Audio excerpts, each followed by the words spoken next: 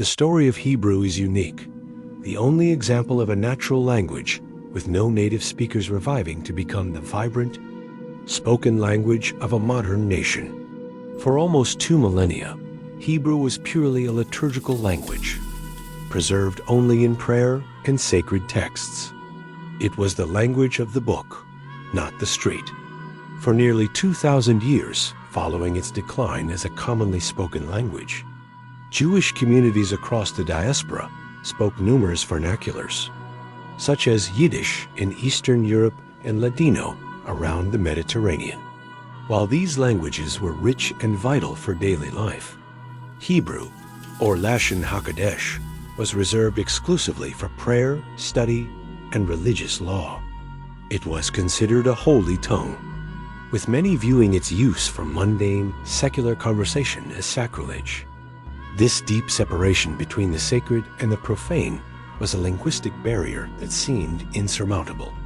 The shift began in the 19th century with one man, Eliezer ben Yehuda. He passionately believed that to create a modern Jewish identity, a shared, living language was essential. Ben Yehuda arrived in Jerusalem in 1881, driven by the revolutionary idea that a nation required its own language to truly be sovereign. His commitment was absolute. He made a radical pledge to speak only Hebrew with his family, famously raising his son Itamar as the first native speaker of modern Hebrew in centuries. This experiment was deeply controversial and incredibly challenging. His first wife died, and his own health was fragile. Furthermore, the ultra-Orthodox community often opposed him violently, seeing his secular use of the holy language as an abomination, sometimes even imposing boycotts on his work.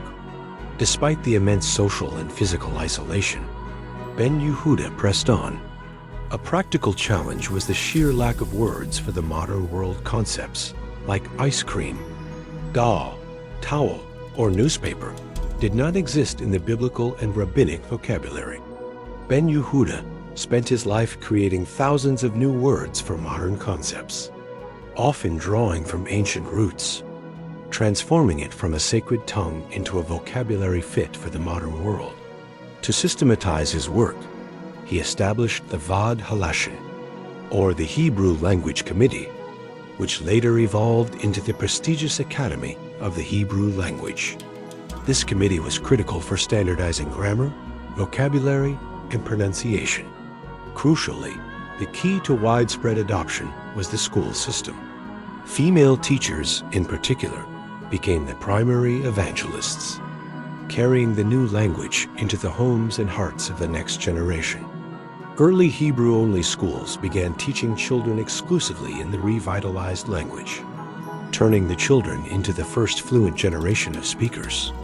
They effectively bridged the gap between the ancient texts and the needs of a modern society.